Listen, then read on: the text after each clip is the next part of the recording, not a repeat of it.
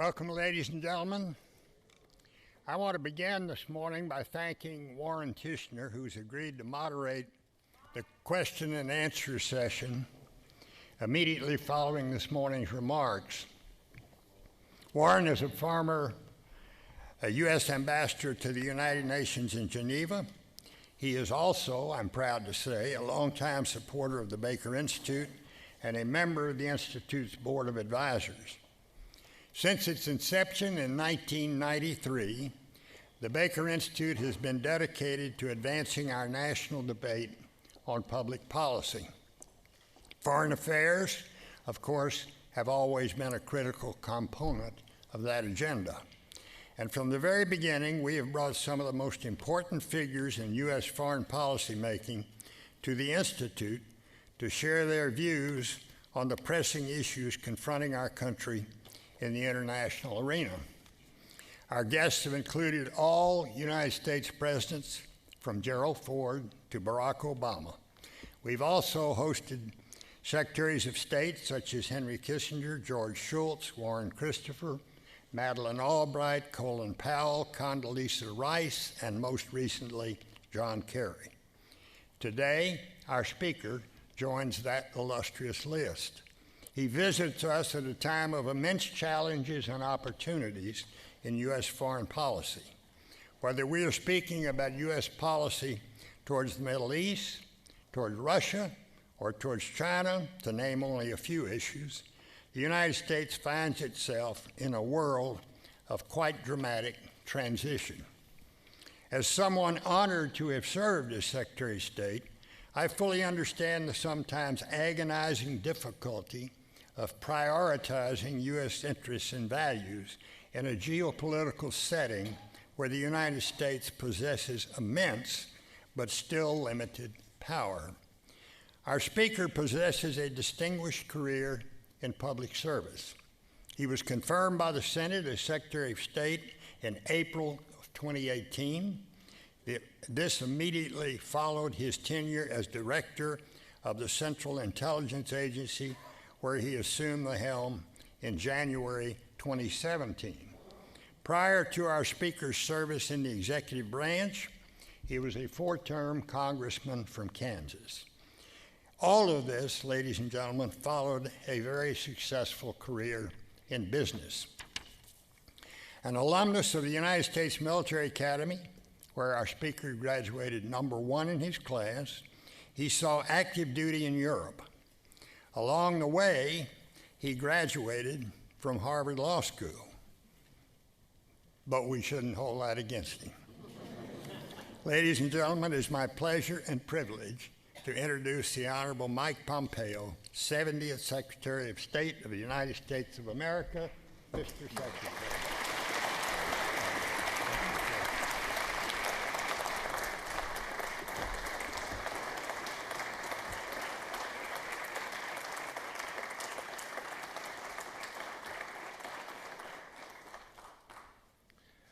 Well, good morning, everyone. Thank you all for being here. It's always great to be where everything's bigger here in Texas. My team, as I was flying out this morning, reminded me that it is not its own country, so this is a domestic trip. I know you all may think differently. I get it.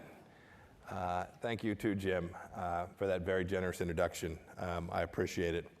It's wonderful to be here at the Baker Institute. You were so kind. When I was nominated to be Secretary of State, I was CI Director. One of the very first phone calls I made was to Secretary Baker and said, hey, would you come? He flew out, spent a handful of hours with me out in Langley. And that time has certainly been much to my benefit, as I'm a better Secretary of State because of the wisdom that you imparted to me that day. You asked me to. You said, here's the deal. You got to come to the Baker Institute. And I'm now upholding my end of the quid pro quo, you know? Yeah. You got to have fun along the way. Look, the State Department's had a 26-year partnership with your Center for Energy Studies and many other fruitful ties, and we thank you for that. I want to thank you personally for that invitation to be here today. There are lots of great stories about Secretary Baker and great stories about you too, Susan. A lovely couple that served America so graciously for so many years.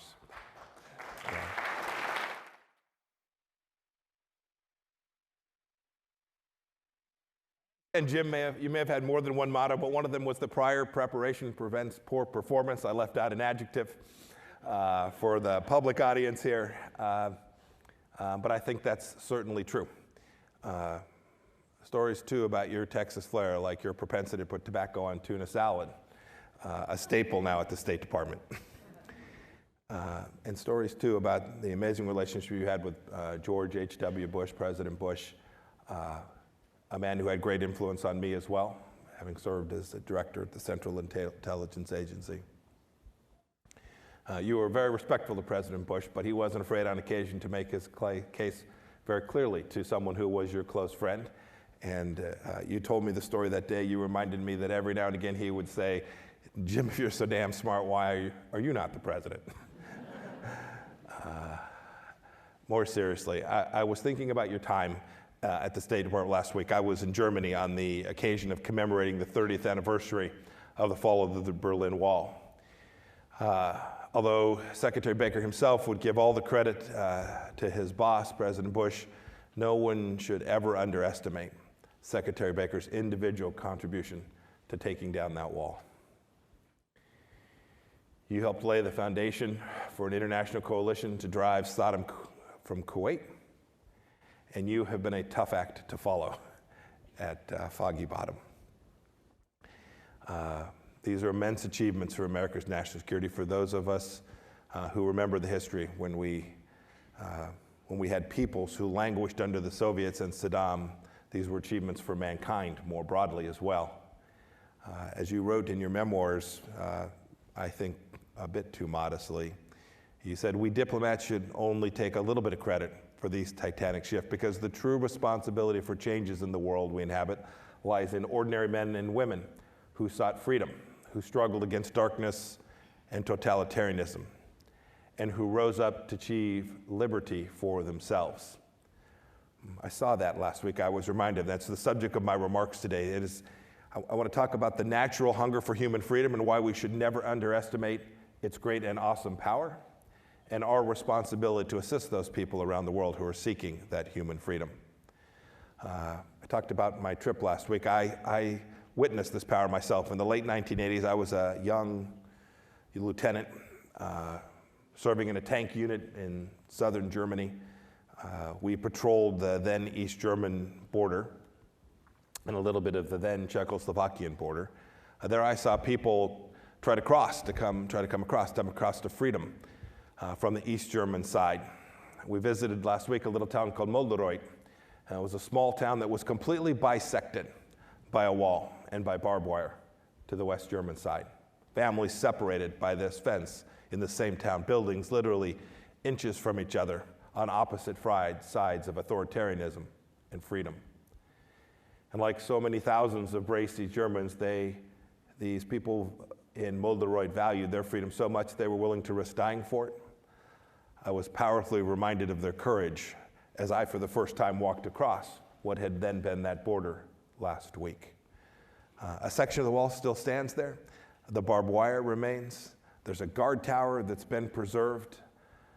The townspeople of the now united Molderoid never want to forget the horrors of communism and what it wrought for their families.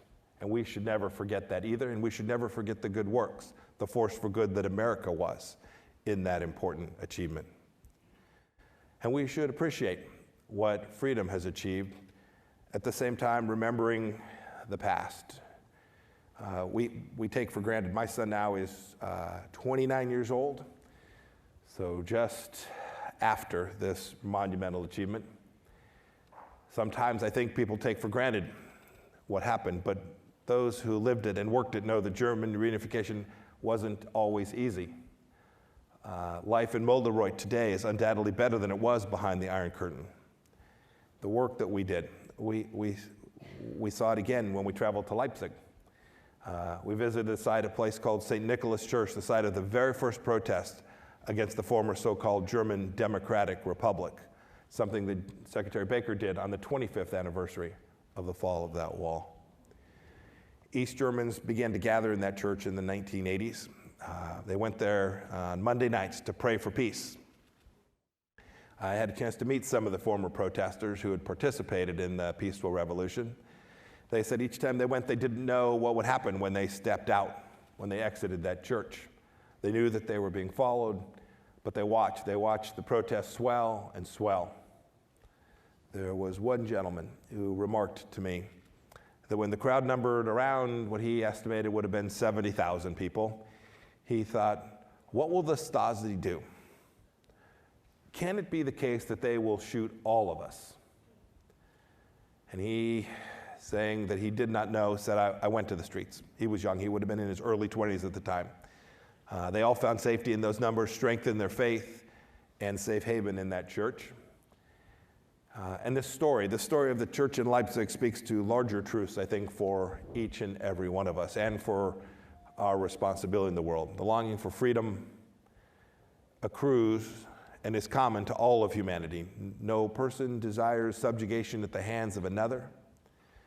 We are all indeed formed in God's image, and we've all been endowed by Him with the right to live freely, with the unalienable rights that our founders knew so well, the right to life and liberty and the pursuit of happiness.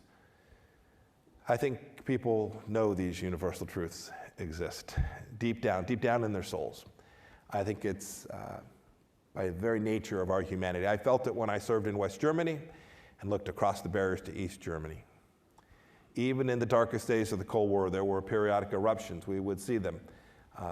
Those eruptions were always in the support of liberty in Hungary, in Czechoslovakia, in Poland, and in many places where individual acts of bravery, frankly, never received any public attention. I fast forward to my time now as secretary. We see the same fight for freedom today. We see it in the people in the Islamic Republic of Iran. We see it in people in Venezuela. And we see it in the people of Hong Kong. And we should never devalue their deep desire for their personal freedom and for their personal liberty. It's a noble goal. And it's no coincidence that the most successful societies in the world are indeed free societies, because they're the only place, and I think we all know this, they're the only place that men and women can reach their true potential. We've seen it. We've seen this same story play out time and time again. Look at how the lives of the people in places like Poland or the Baltics changed for the better after the remarkable work that took place during the Cold War. Look at the prosperity of Pacific pillars like Taiwan or of South Korea.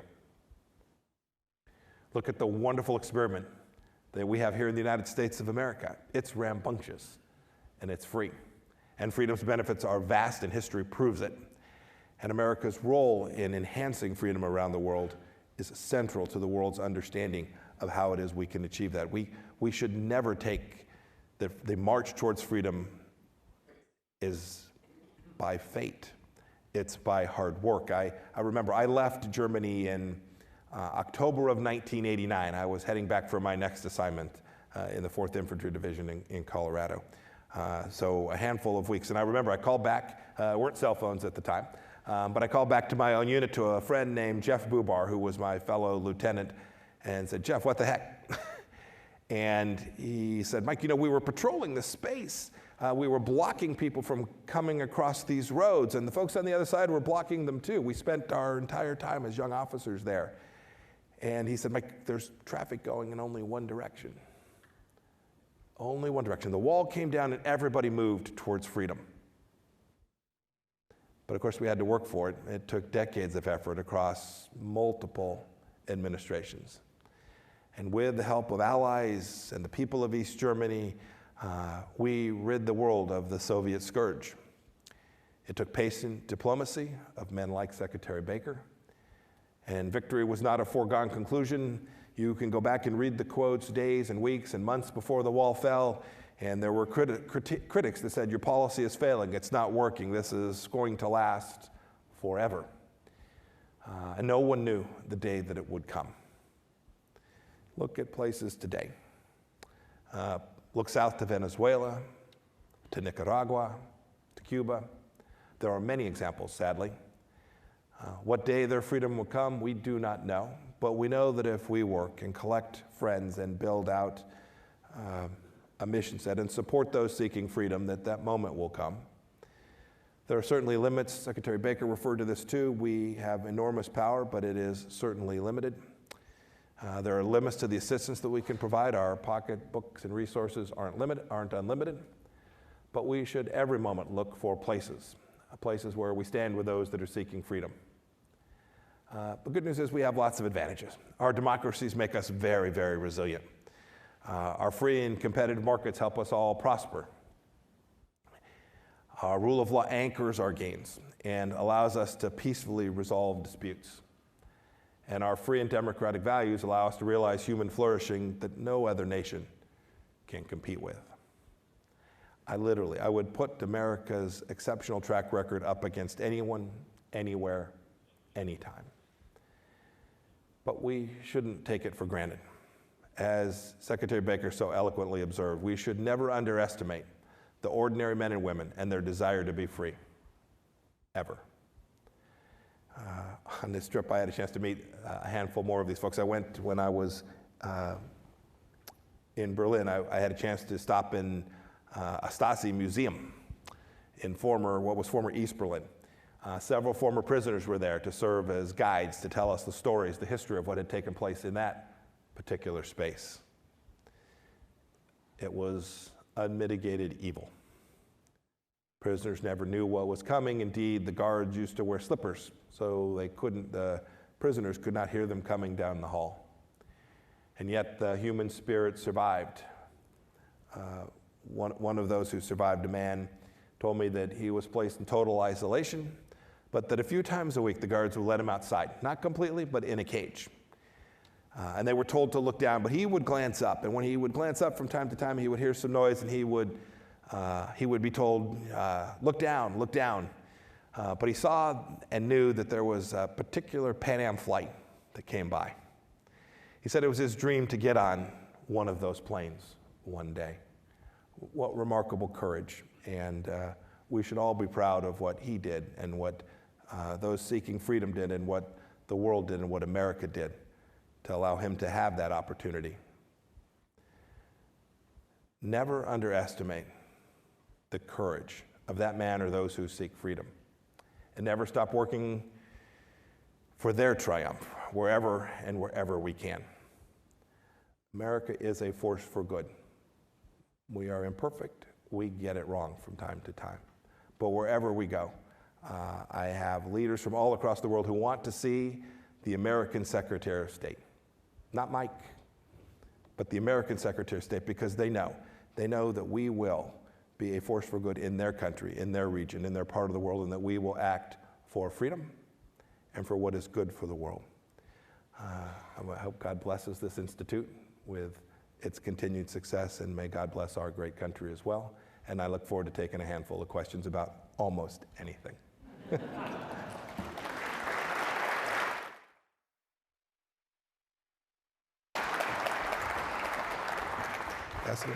to see you. Well done.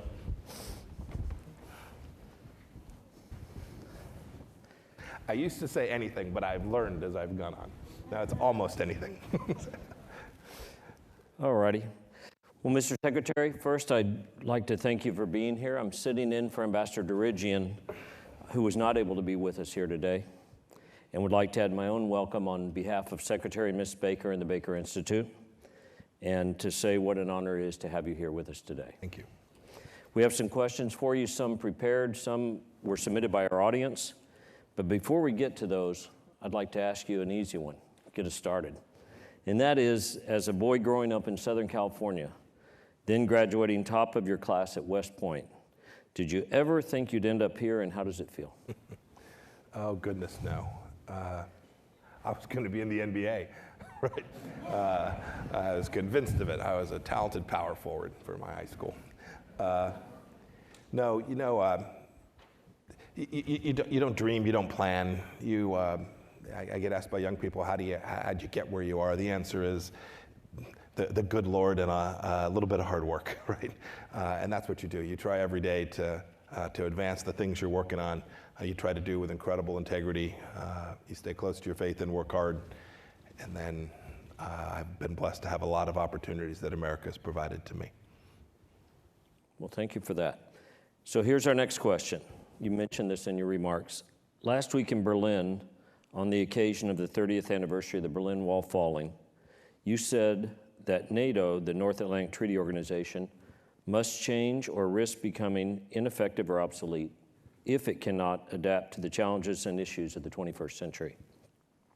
President Macron of France was quoted as lamenting the brain death of NATO. Chancellor Merkel of Germany responded that the French president has found rather drastic words to express his views, and that is not how I see the state of cooperation in NATO. You yourself, Mr. Secretary, have acknowledged that the 29-member NATO alliance is one of the most important in all of recorded history. You've also said 70 years on, NATO needs to grow and change. It needs to confront the realities of today and the challenges of today. Question, in this light, please tell us, where is NATO today? What is the U.S. role in NATO today? What are the challenges and opportunities ahead for the United States in NATO and for the alliance itself? Yeah, look, I think you captured, or as you recounted my description, you captured the two most important things. First, NATO is central to American national security. The transatlantic alliance has delivered important security outcomes for the United States for an awfully long time. I expect that it will continue to do so. But every institution needs to be constantly reviewed to make sure that it is fit for purpose for the times. This was created at a very different time. The threats and challenges were very different. When NATO was created, no one was contemplating that NATO's two primary missions would both be counterterrorism mission. There's a big NATO force in Afghanistan today, and there's a significant NATO presence working against another counterterrorism issue. It was designed to be the counterbalance to the Warsaw Pact, the Soviet Union. And so it has changed. Today, the threats have evolved as well. And so we need to make sure that it evolves in a way that addresses the challenges of the moment while maintaining the central characteristics. It will continue to thrive because you have inside of NATO a set of nations who share a common understanding about big things, the big value sets about what it is, the mission that we're all engaged in, which goes beyond being temporal or any challenge of the moment. One of the things NATO's looking at today is how does NATO deal with China? You don't think about it as an organization designed to do that, but the cyber threat isn't geographically limited. NATO is confronted by Chinese efforts to undermine its security, its communication security, and so we're mindful that the organization has to evolve. As for what President Macron said, there's a long history of contentious, rambunctious actors, including France, with NATO. And so we ought not think the moment is new or fresh. Secretary Baker was reminding me when he was speaking with President Mitterrand, there's a long history. The nations that comprise NATO have different interests, right, at different times. We saw what Turkey did these past weeks, right, a NATO ally.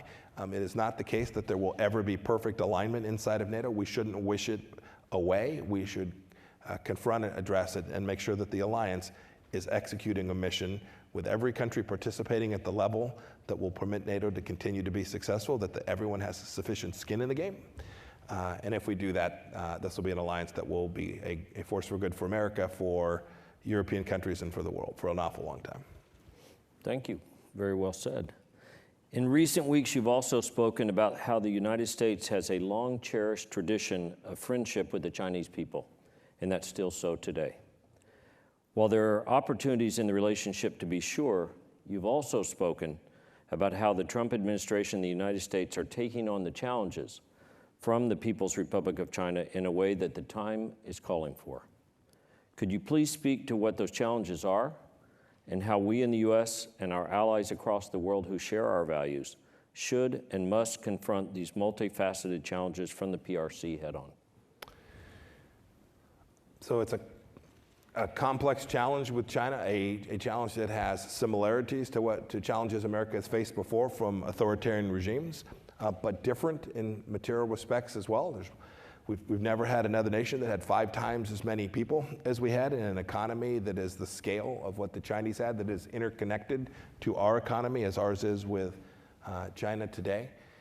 It is absolutely the case that we have the people of China are working to make their lives better, and what we're confronting today is a challenge from the Chinese Communist Party. which has also changed even in the last handful of years, and engaged in activity that is deeply inconsistent with not only what I think is best for the world or what America thinks is the best of the world, but inconsistent with what they have promised. I could tick through a handful of examples. One country, two systems in Hong Kong. We hope the Chinese will continue to abide by that commitment. President Xi made a commitment that he wouldn't put weapon systems in the South China Sea. He has done so. So in the first instance, we need the Chinese Communist Party to behave in a way that is consistent with the commitments that they have made. And then we need to make sure that everyone understands the challenges that China presents. If we're going to all go out and compete in an open, fair, transparent way, American companies will win a lot, French companies will win, Chinese companies win. That all seems very reasonable and fair, a rules-based commercial trading system. But that's not what's been going on for the last decades. It has been they've been a country that's stolen our stuff, taken intellectual property, forced companies that invested in China to transfer technology. They are making loans, I use that word loosely, to countries around the world that are unrepayable, and then threatening foreclosure for political gain. They use their state-owned enterprises in ways that deeply subsidize their businesses, that are inconsistent with the way both any other country behaves and the way the World Trade Organization permits. I could go on. And for an awful long time, and I'm happy to take some responsibility for this too, America has not done enough. And President Trump has now said, we're going to do this. We're going to be candid and honest and transparent. We're going to work with China where we can, but we're going to make sure that America addresses each of those challenges in a way that is appropriate. We could go on for a long time about the efforts that we have underway to do that. In fact, I think you have a series of speeches in the coming weeks and months on exactly that. It's important. It's important that we all see this for what it is. It's not about scaring anyone. It's not about overhyping anything. It is about articulating a set of facts that I think are important for our understanding as we move forward. And this isn't 6 months or a year or 5 years. I think everybody needs to have a common database as we begin to think about the appropriate ways not only to respond to those challenges, but to try and draw the Chinese Communist Party out in a way that will put them in a place that reflects the rules-based order, with national sovereignty being respected in the same way that we ask every nation to do. Great, thank you. This next one comes from a student, the president of the Rice Young Democrats, a Maddie Scannell. And here it is. How is the administration's support for the annexation of the Golan Heights compatible with the administration's condemnation of Russia's annexation in the Ukraine? Yeah, I mean, the fact patterns are manifestly different. We spoke to that very clearly when the decision was made. We were simply recognizing that reality on the ground and the history that existed in that particular space. There are many, many contested pieces of real estate around the world, and each one has its own manifestly different fact pattern. And what we have tried to do is say, hey, there's this set of international norms and understandings. There are fact patterns that lay against them, and where those norms line up, we should recognize those. We think that's most appropriate that the United States address those in a way that is consistent. And so those two fact patterns, I don't want to spend a lot of time on it because it's complicated, but suffice it to say, as we evaluated each of those situations, we felt that they were manifestly different as a matter of international law, and we attempted to recognize that distinction. Okay, thank you. This one comes from the president of the Rice College Republicans, and Anthony. No, both alive and well on campus. Yes. I like that. This comes from an Anthony Saliba. If the Chinese government were to use military force to subdue Hong Kong democracy protesters, would the United States government take steps to directly intervene? Yeah. You never want to, that's a great question because I don't have to answer it. Anytime a question starts with if you can feel the free pass coming. It's the case that not only the United States, but the United Kingdom and now several dozen countries in the world have all made clear our expectation of how China will behave with respect to the people of Hong Kong. That expectation is based on the commitments that the Chinese government made. And so we've said repeatedly to General Secretary Xi, honor that commitment.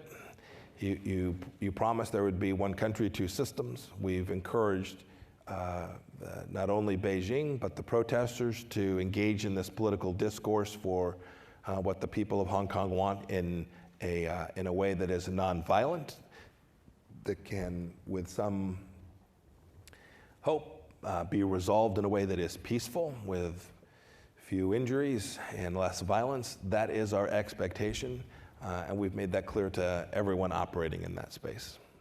As for what would happen, I just never foreclose any possibility for how President Trump might think about how we should appropriately respond. Look, if you read the documentation, right, it's very clear that this is, again, to the first question about, or the second question about Crimea and the Golan. These situations are all highly factually dependent. You've got international law that overlays it. I'll just stop there. Okay, thank you. Next one. While the United States still has thousands of troops stationed in the Middle East, questions surrounding American troop presence in Syria have sparked concern about other nations, such as Russia and Iran, exerting more and more control there. How do you see the current state of U.S. force and military posture across the Middle East in light of recent events in Syria? So it's difficult to answer that at that level because it's a strategic question laid against a tactical set of facts. Back up. How the administration, you can go read our national security strategy, how we think about the larger, broader set of issues in the Middle East, what America's true interests are there. It always begins with what's our interest? Why is it that America should put any of our young men and women's lives at risk to achieve some end? And if you go look at it, it identifies a core set of interests. One is to ensure to the maximum extent possible that terrorism doesn't reach our shores from those places. Second, we have clearly demarcated that we believe the primary driver of instability in the region is the Islamic Republic of Iran. They're the world's largest state sponsor of terror. They're on a path which will put them in a place which they'll be closer to having a capability that puts millions and millions of people at risk. And so we've taken those twin imperatives, lay over that the commercial interests that are in the straits, not only the Strait of Hormuz, but the Strait of Bosporus, right? This all comes together. It's a large geostrategic picture. And then if you said, well, goodness, what's going on inside of Syria? When we came into office, Russia had been invited into Syria by the previous administration, already had a large foothold. So did the Iranians. They were working in conjunction with the Assad regime in Damascus. And you had people's heads being cut off and people put in cages by ISIS fighters all throughout western Iraq and northeastern Syria. Indeed, before my very first day, would have been less than 24 hours before, after President Trump was inaugurated, I invited him. So the president was inaugurated on a Friday. I anticipated I would be confirmed as CI director on Friday afternoon. That did not happen. Thanks, Senator Wyden.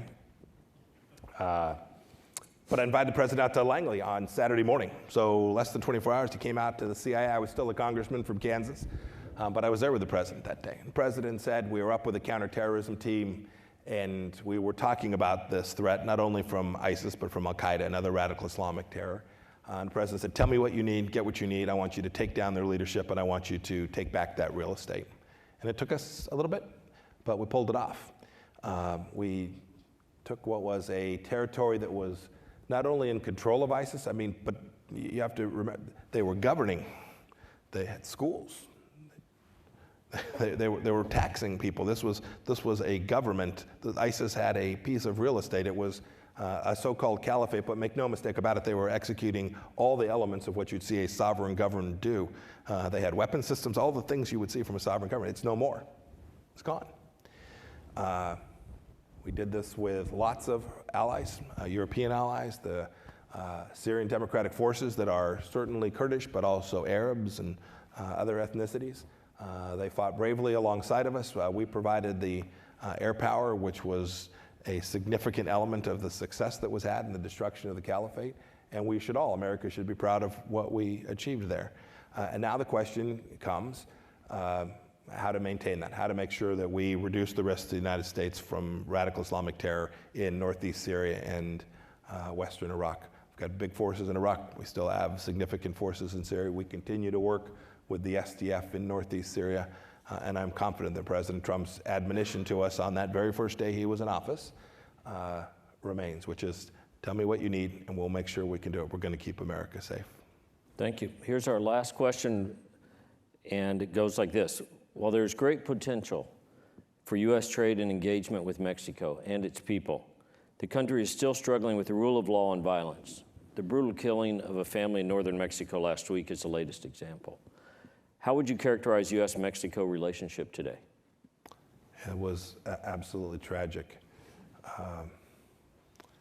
My heart was broken when I got the call and got the news, and spoke to my counterpart Marcelo Ebrard, the Foreign Minister of Mexico, who I've gotten to know pretty well since the new government came in. So we have lots of challenges with Mexico more broadly, with Central and South America too. As part of our efforts in the Western Hemisphere. With Mexico in particular, the story that dominates the headlines, the news, is the migration issues that we have with them. We've worked closely. The new Mexican government has expended enormous resources to assist us in ensuring that we had control of what comes across that border, not only people, but goods and nasty stuff too. But Mexico also struggles with the cartels that dominate so much real estate and have so much influence and power. And our role there has been to cooperate alongside them. This will be Mexican law enforcement, Mexican security forces that do the work, but to provide them those things that America can, that are appropriate for us to provide alongside them. And it's been a fantastic, since President Obrador has come into power, it's been a fantastic relationship.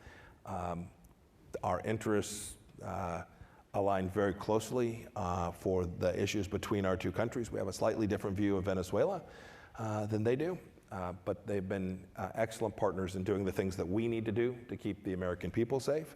And I think we've been great partners to help them ensure that they can do things that will improve the security for the people of Mexico. And if we get it right, reduce the need or the desire for people who, whether they're in Guatemala or El Salvador, or Honduras, or in Mexico proper, to make that dangerous trek up through Mexico to try and make it here to this great nation. Well, thank you. And our time has come to a close. I want to say what an honor it has been to have you here on behalf of Secretary Ms. Baker, the Baker Institute, and to thank you on behalf, I'm sure, of everyone for your serving the country with such great honor and distinction. And we wish you safe travels and safe always. Ambassador, so thank you very much. Thank you all. Thank you. Thank you. Enjoyed it. Thank you. Be well.